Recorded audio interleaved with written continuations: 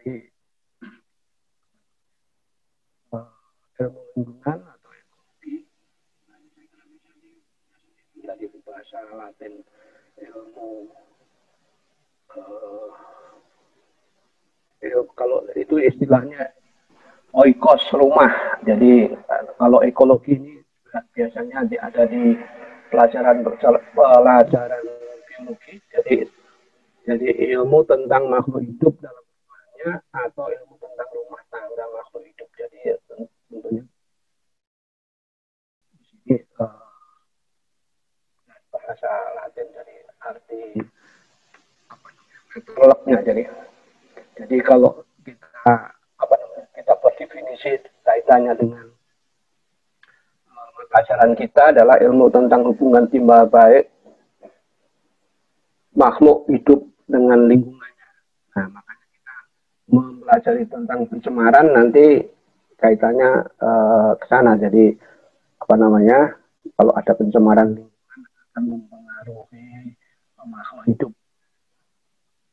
Jadi ini adalah istilah transaksi dalam ekologi. Jadi arus materi, arus energi, arus informasi ini di dalam ilmu ekologi nanti ada rantai makanan dan sebagainya. Jadi, pengertiannya dulu.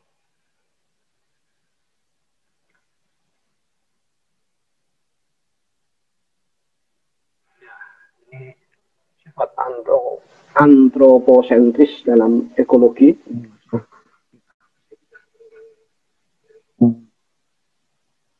Oke. Ya.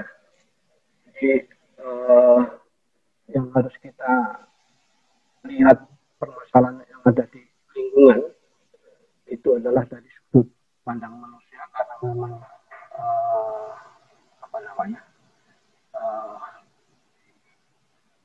alam ini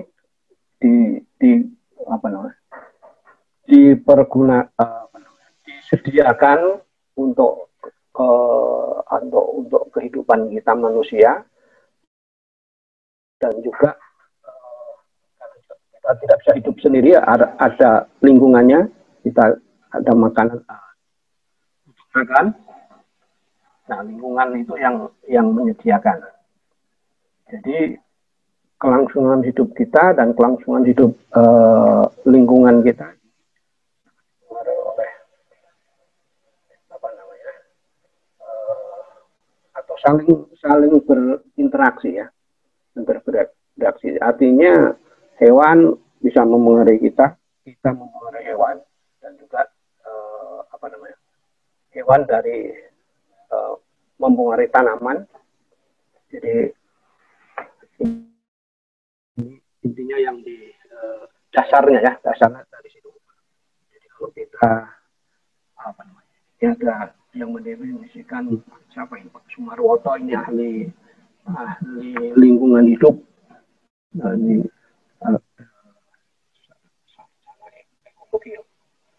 ekologi merupakan suatu hal yang penting, namun bukan satu-satunya pertimbangan dalam pengambilan keputusan dalam bagian, tetapi bagiannya banyak, tetapi salah satunya yang penting adalah ekologi. Jadi ilmu tentang interaksi antara hidup, termasuk jadi kita dengan, jadi nanti abiotik, ada biotik gitu. Nah, ini lebih jelasnya lagi nanti, ya. Jadi merupakan konsep sentral dalam ekologi itu ekosistem, ya, sistem kesatuan, ya, satu kesatuan sistem.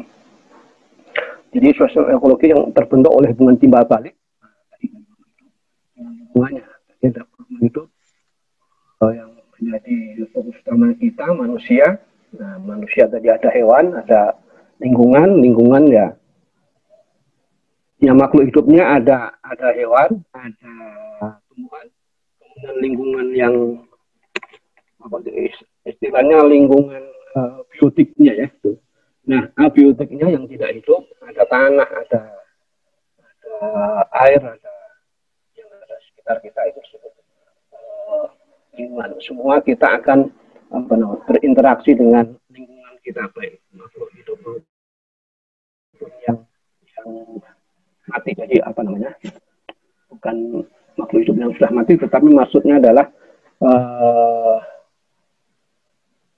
kalau istilah di sini nanti ada istilah biotik ya, biotik makhluk hidup, yang abiotik yang tidak hidup. Tadi ada tanah, ada air dan sebagainya.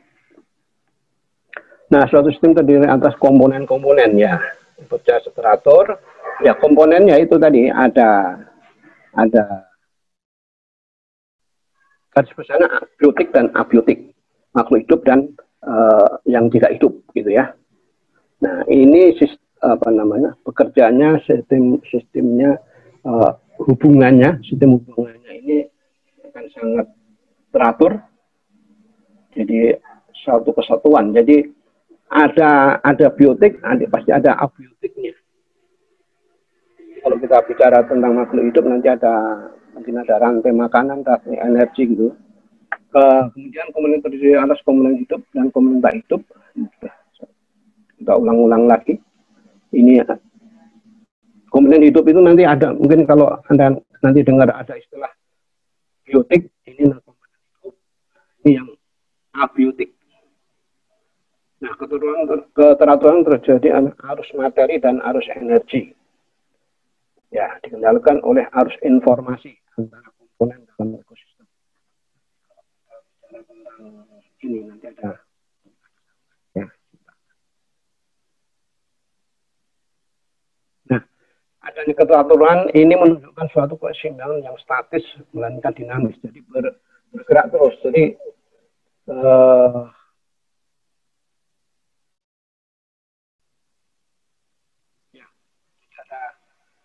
istilahnya untuk dapat keseimbangan yang dinamis berarti ada istilah adaptasi. Adaptasi di dalam makhluk hidup, ya baik tumbuhan maupun hewan maupun kita itu ada istilah adaptasi untuk menyeimbangkan. Ini nah ini macam-macam adaptasinya. Jadi mungkin lebih jelas ya. Ya. Adaptasi fisiologis, ada morfologis. Mungkin kalau fisiologis bisa kita rasakan untuk kita ya.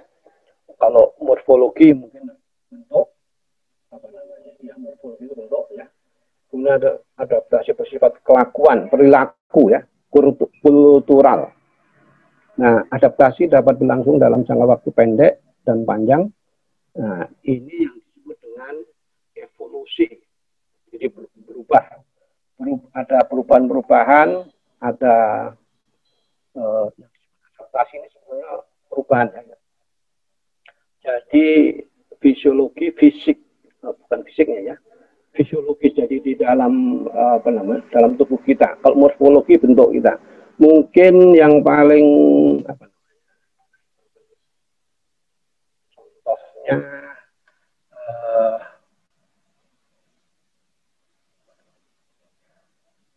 ya mungkin kita biasa hidup di atau gini, orang yang biasa hidup di daerah dingin, di udara panas gitu ya, daerah panas. Nah, ini tubuhnya akan melakukan adaptasi fisiologis. Gimana supaya dia tetap. Nah, adaptasi ini intinya adalah supaya bertahan hidup. Jadi katakanlah kalau dari dingin ke panas, kalau nggak tahan berarti mati. Nah, kalau dia bertahan berarti dia bisa beradaptasi gitu. Nah, ini secara fisiologis. Jadi katakanlah tanaman di daerah dingin, kita tanam di daerah panas, bisa tumbuh, itu berarti dia bisa melakukan adaptasi secara fisiologis. Jadi sekali lagi kalau tidak beradaptasi berarti akan mati. Nah, kemudian yang morfologis ini bentuk secara fisik ya, secara fisik. Jadi ini ya mungkin yang bisa kita lihat kalau orang dari daerah apa tadi ya, kalau contoh dari daerah dingin mungkin apa namanya, kulitnya putih atau kuning apa, tapi kalau misalnya di daerah panas, nah ini mungkin secara morfologis akan menjadi berbeda. Paling enggak yang kelihatan adalah apa namanya, kulitnya mungkin menjadi terbakar, menjadi merah atau bahkan menjadi hitam ya. Itu mungkin yang paling jelas. Adaptasi bersifat kelakuan. Ya. Perilakunya kalau kita ingin daerah panas pasti berbeda juga. Nah, dalam jangka pendek bisa juga dalam jangka panjang.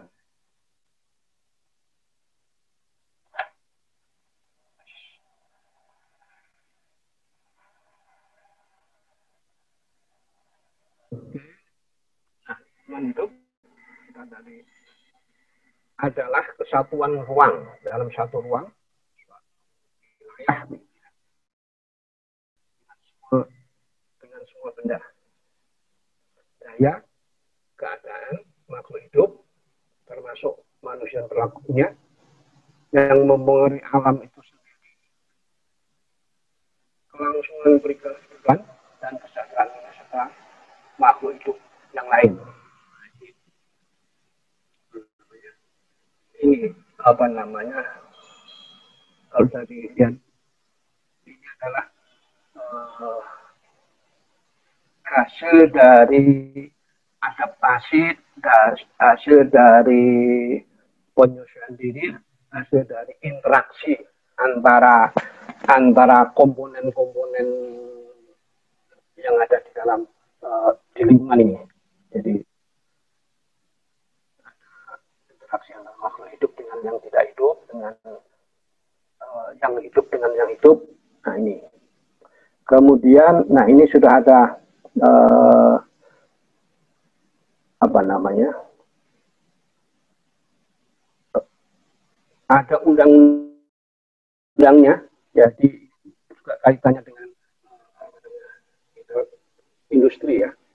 Industri utamanya itu ada undang-undang nomor 23 tahun 2009.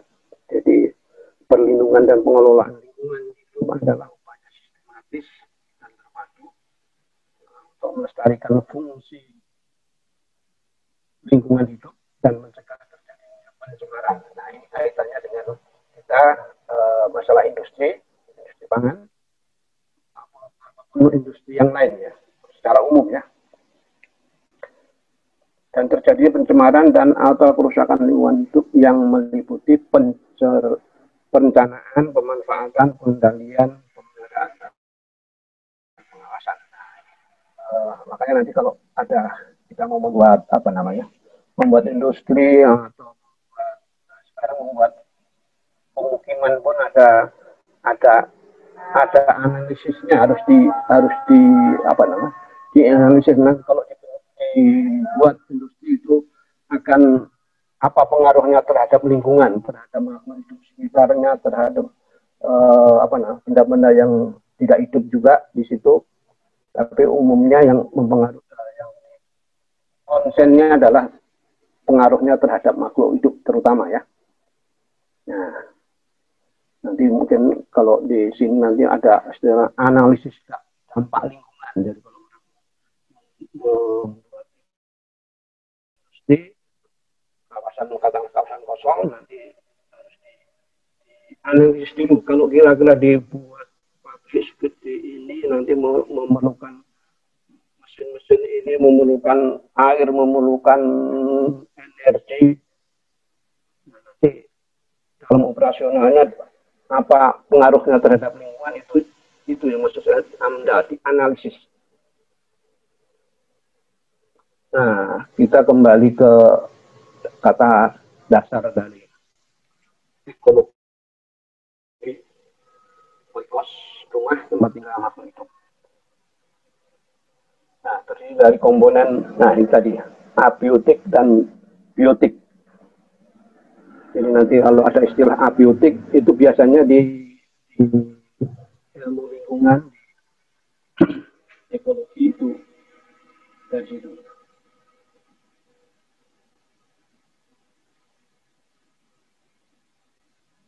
Nah, jadi terdiri komponen hidup.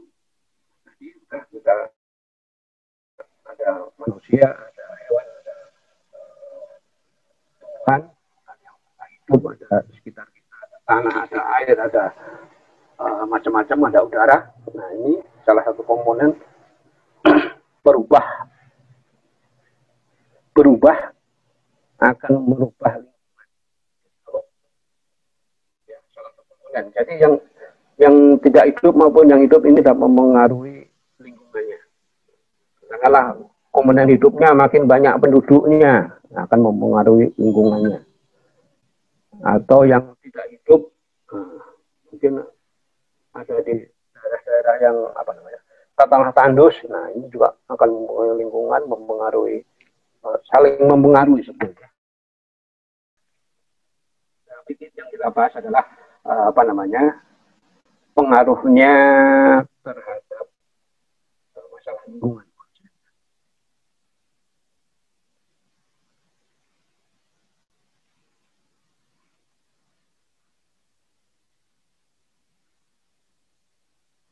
Ya, beberapa solusi atas masalah lingkungan hidup.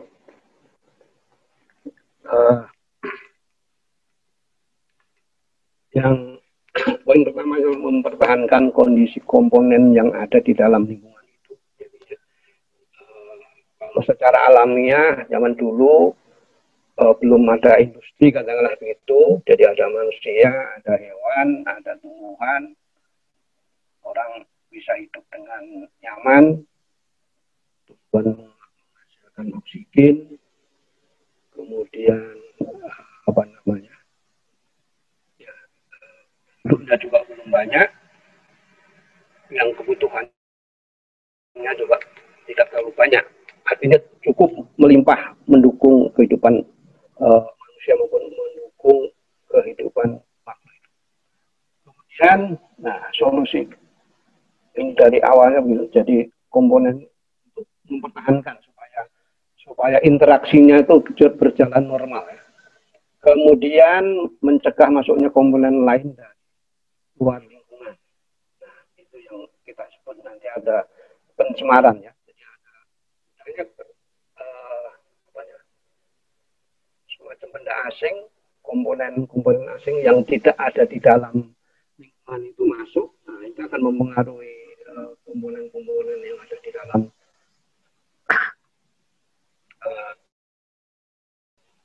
wilayah.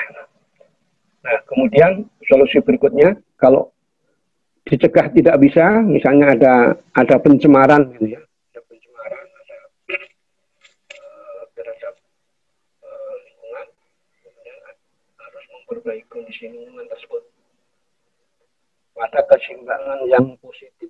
Jadi interaksinya menjadi normal kembali.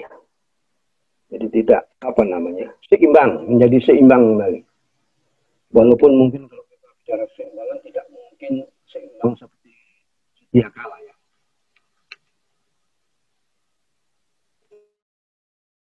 Ini bisa dilakukan istilahnya pengelolaan lingkungan hidup. Intinya mau apa? Interaksi antar komponen itu akan menjadi normal. Misalnya begini, kalau di dalam lingkungan kan tanaman itu menghasilkan oksigen untuk pernapasan makhluk hidup. Nah, kalau tanamannya kurang kan oksigennya kurang, ya kehidupan manusia dan hewan akan tidak seimbang, gitu ya. Nah, ini yang dimaksud dengan solusi untuk masalah lingkungan.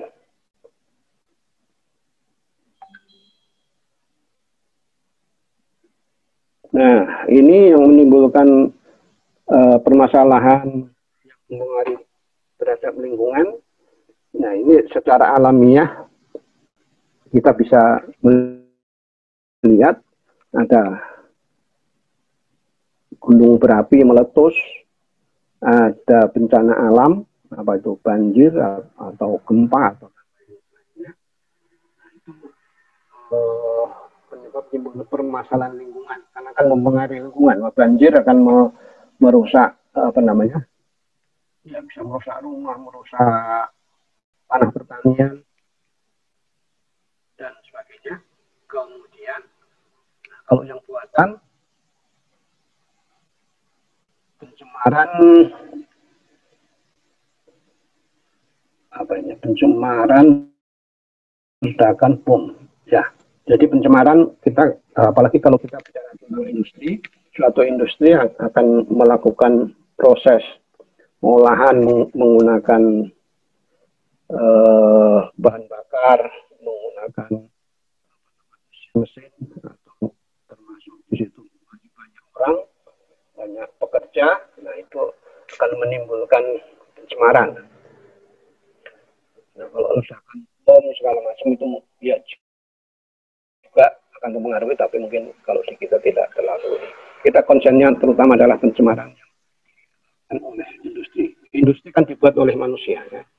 Beberapa kejadian masalah lingkungan yang pernah nah, ini apa ini? Tragedi Minamata. Chernobyl ini apa namanya? Apa namanya itu? Untuk pematum itu apa namanya?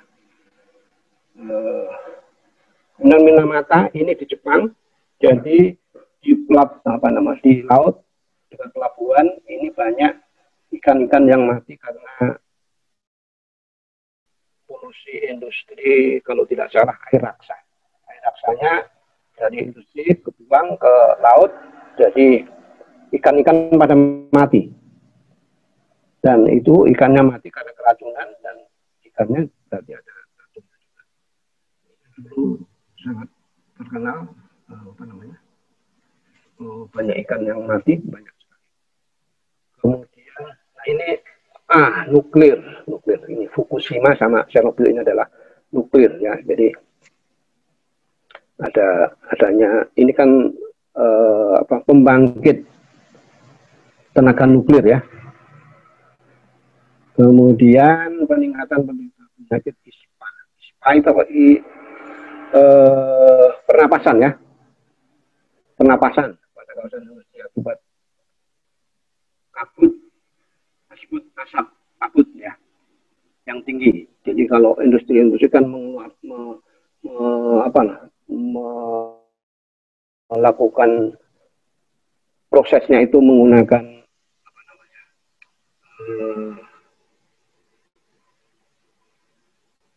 apa itu namanya, menggunakan bahan bakar, ada cerobongnya. Nah, cerobongnya itu mengeluarkan asap hasil pembakaran. Nah, itu akan ispa, pernapasan, ya, pernapasan atas, saluran pernapasan atas misalnya, ya.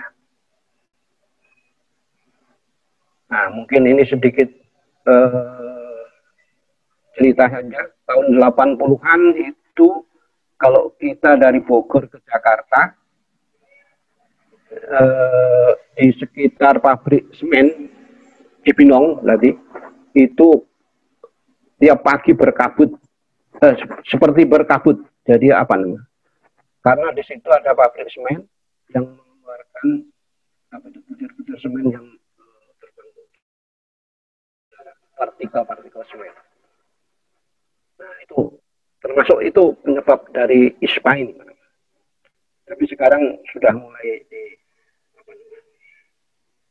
karena mencemari begitu, jadi harus apa namanya, dibersihkan itunya supaya bersih, mengurangi asap, mengurangi debunya. Ya, yang ditimbulkan permasalahan regional, regional, global ini di mana-mana maksudnya ya. Di semua ada industri itu pasti ada permasalahan yang namanya hujan asam. Nah, penyebabnya adalah oksida sulfur SO2, oksida nitrogen NO2 di udara. Ini ikan hasil dari industri biasanya ya, dari industri terbang ke udara. Nah, kemudian ada hujan air. Nah, air bereaksi dengan ini menjadi asam, makanya disebut hujan asam ya. Padahal hujannya aslinya ya air, tapi karena di udara ada polutan seperti ini, jadi menjadi asam sifatnya. Nah, pH-nya sangat rendah, dapat mengasamkan ya, bahkan kalau orang mandi pakai air hujan itu, atau mungkin yang jelas pasti sifat asam melarutkan.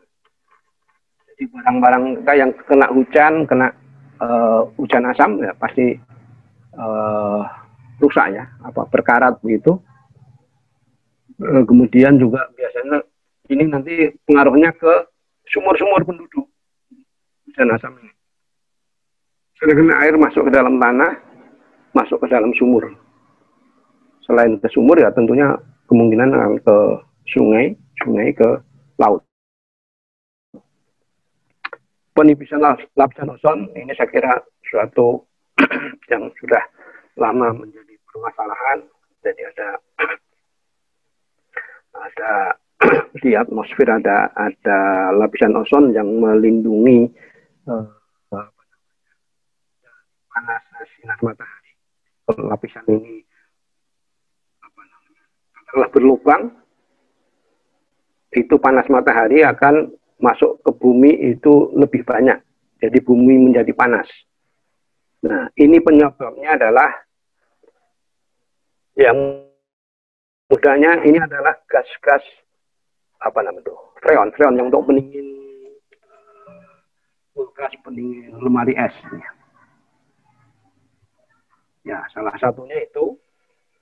Kemudian juga ada dari ini, kalau yang secara alamiah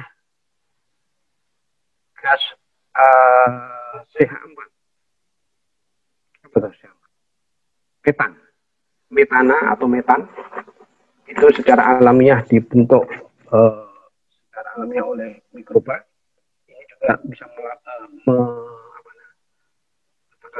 penipisan ya, merusak ozon. Jadi makin lama makin tipis kena zat-zat ini. Sinar ultraviolet dari matahari langsung terpapar tanpa halangan. Ya ini kalau ini pengaruhnya terhadap kita ya. Kalau sebetulnya ini kalau dalam tidak terlalu lama ini pengaruhnya positif. Kalau terlalu lama ya menjadi merusak, ada kemungkinan menjadi kanker. Kita lihat juga kalau sinar UV itu kan suka dipakai untuk sterilisasi ya. Kalau Anda lihat di air isi ulang itu salah satu itu ada yang pakai UV, tapi ini penanganannya harus hati-hati. Jadi sekarang makanya pakai ozon, pakai ya yang itu ada, lupa namanya. Ya ini sinar UV. Nah kemudian ini secara secara global pengaruhnya hujan asam. Nah ini dari tadi ya, dari industri mengeluarkan emisi SO2, NO2, dan juga mungkin emisi-emisi yang lain, tapi yang paling banyak ini yang dominan ini. Ini kalau ada air dari udara, air hujan, nah SO menjadi sulfat, ini NO menjadi nitrit. Ini kita tahu kalau di kimia ini kan asam-asam yang apa ya, asam kuat ya. Jadi menyebabkan korosif. Nah, ini apa namanya? Kemana saja ini apa namanya? Hujan asam ini ya tentunya kalau dari turun di gunung dia akan ke bawah sama air, akhirnya ke ya entah ke danau, entah juga ke laut juga. Nah, pengaruhnya di sini. Kita kehujanan di sini ya pengaruh. Ini apa ini namanya? Mobil-mobil ini kan dari logam kena asam sulfat, kena asam ini ya kan apa namanya? Korosif. Nah, ini ya ini apa namanya? Pengaruh terhadap tanah. Jadi ada yang masuk ke danau, ada yang masuk meresap ke tanah. Biasanya nanti di rumah-rumah penduduk itu kalau di apa namanya? Dicek airnya biasanya pH-nya akan rendah.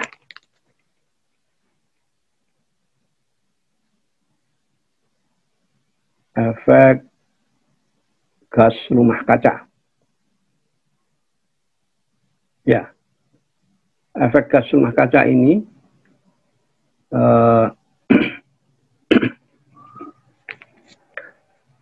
adalah pengaruh dari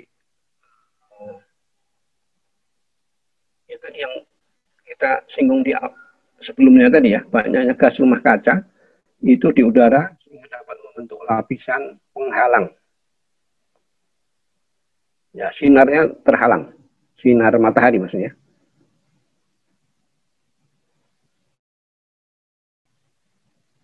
Nah, ini sinar matahari yang terpantul dari permukaan.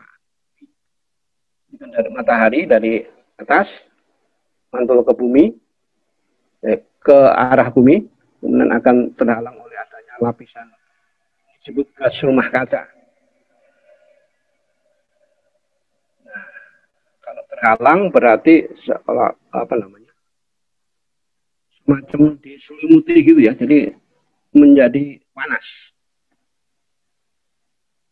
tertutup. Nah, ini sumber pemanasan global di Indonesia ini. Jadi ada emisi pembakaran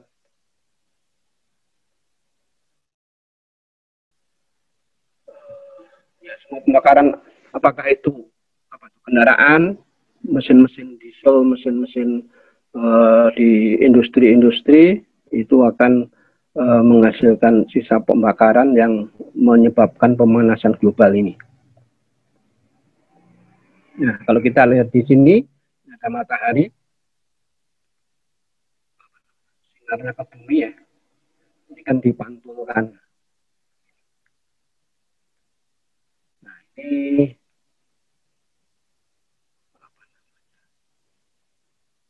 penyebab tadi beberapa gas tadi ya, jenis-jenis gas tadi. Nah, ini hasil penelitian ini juga saya kira ini hasil penelitian, tetapi juga sebetulnya bisa kita rasakan sekarang juga. Mungkin katakanlah di Bogor itu beberapa tahun yang lalu masih cukup dingin. Orang Jakarta mainnya ke Bogor apa namanya, kalau minggu itu sebetulnya tujuannya untuk cari tempat yang dingin, tapi sekarang sama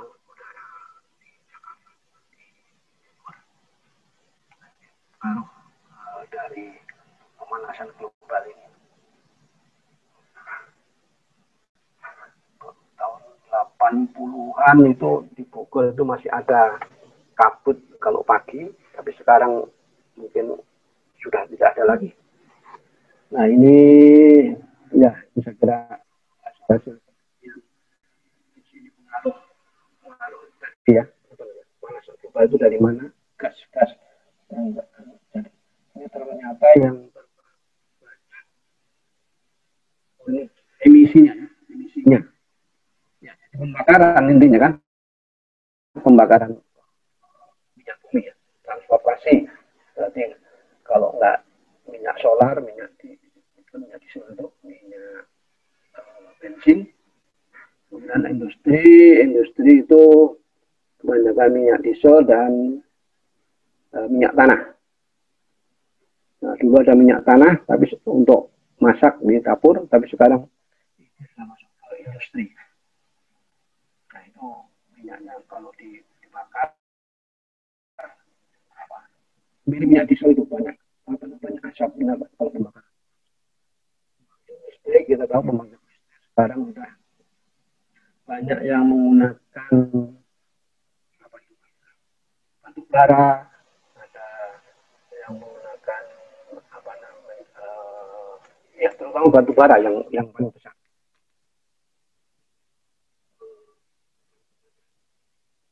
Penyebab asal muasalnya gas-gas yang menyebabkan pemanasan global.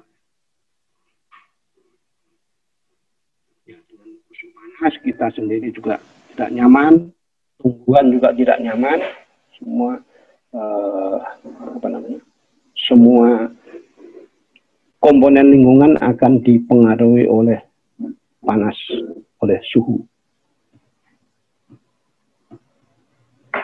Dampak adanya pemanasan global, ya kenaikan suhu bumi, hingga bagian utara, bahkan kutub, itu menjadi lebih hangat. Jauh-jauh, kalau tadi yang saya ceritakan, kalau dulu orang Jakarta ke puncak itu cari dingin, tapi sekarang mungkin Bogor dulu sudah dingin, tapi sekarang sudah sama dengan Jakarta, panas. Nah, ini maksudnya yang lokalnya aja sudah kita ketahui. Kemudian sumber laut, nah ini ada, ini ditandai dengan apa, mungkin kita tidak tahu kalau itu es air ya, tapi ini orang penelitian laut, terutama di bagian utara karena yang ada esnya kan di. Nah, ini karena di kutub, jadi akan memengaruhi ke seluruh dunia, termasuk mengenai curah hujan. Peningkatan frekuensi badai. Nah, ini kita nggak tahu, tapi ini ya, katanya pengaruh dari situ juga. Mungkin bahkan kalau di mana itu, di luar negeri, di Amerika, pasti ada nama dipakai nama, ada namanya, diberi nama. Oh, sudah habis. Ya, ini tentang lingkungan,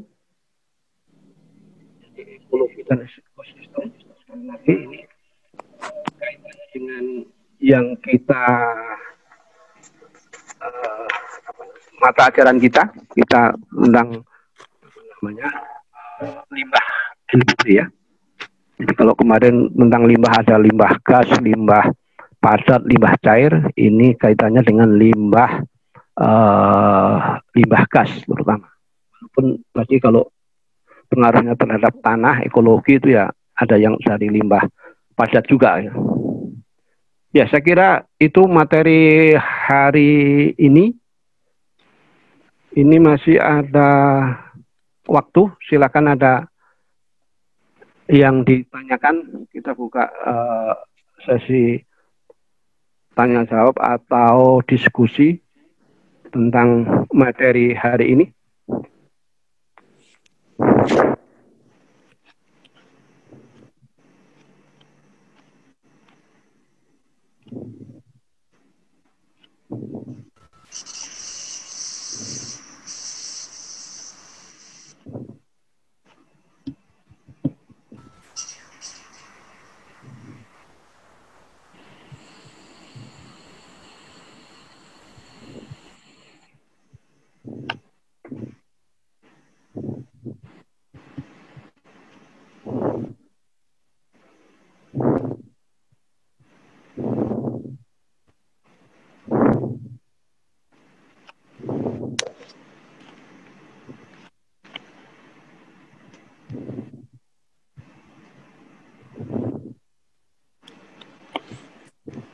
Mungkin kosong mungkin Pak. Kosong ya? Ya Pak. Apa Pak Jaim mau menambahkan apa? Enggak Pak, enggak Pak. Kan ya. saya harus stay di sini Pak. Ya, oke. Ya, jadi sekali lagi ini kaitannya dengan apa namanya dengan lingkungan, dengan apa namanya, dengan industri sebetulnya. Memang kalau kita lihat dari tayangan-tayangan tadi yang sangat mempengaruhi itu adalah apa namanya, buangan-buangan dari industri, karena namanya industri skalanya besar. Kemudian apa namanya,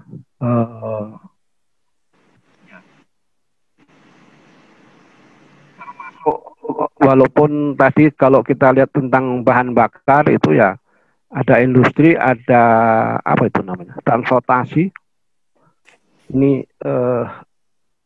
utamanya yang bukan utamanya, yang paling banyak mempengaruhi lingkungan. Ya, tadi terhadap lingkungan, terhadap panas. Terus apa namanya? Nanti kaitannya dengan limbah cair itu ini mungkin sedikit cerita saja. Dulu namanya sungai apa namanya? Sungai-sungai di sepanjang apa itu namanya? Jakarta ya, dari Bogor ke Jakarta itu sumber ikan masih banyak. Sekarang mungkin agak sudah susah karena terpengaruh oleh buangan industri. Terus ya secara fisik juga yang jelas tidak ada yang tidak keruh sepanjang sungai ini.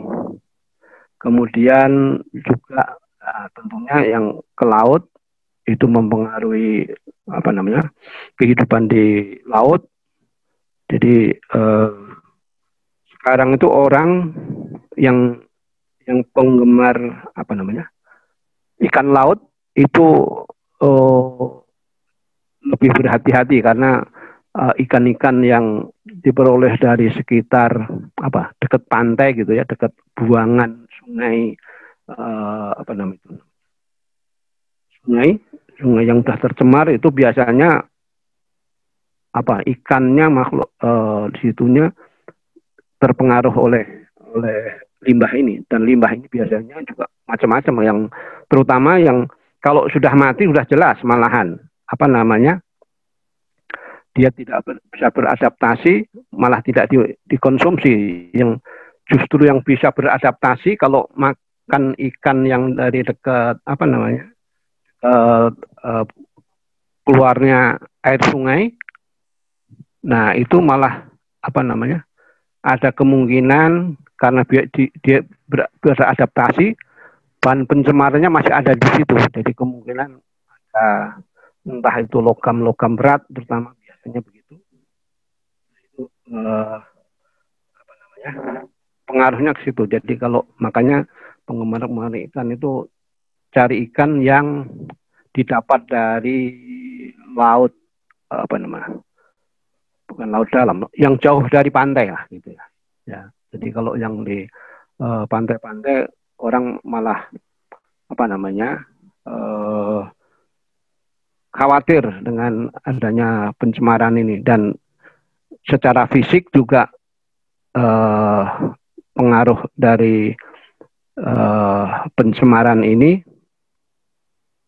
yang kita lihat apa namanya, setiap musim apa namanya, musim penghujan, Sungai Ciliwung terkenal itu membawa apa namanya, sampah sampai di tempat bendungan atau apa itu namanya itu, yang untuk membagi air itu penuh dengan sampah. Itu yang pengaruh dari selain dari industri, tentunya dari tadi dari apa namanya pemukiman juga ya. Jadi, nah ini kita kembali lagi belajar tentang ekologi karena dasarnya dari sini. Dasarnya dari ekologi, ada ekosistem, hubungan timbal balik antara komponen ekosistem. Jadi kalau salah satunya komponen itu apa namanya tidak normal gitu ya, nanti akan mengganggu secara keseluruhan. Sebenarnya intinya dari situ.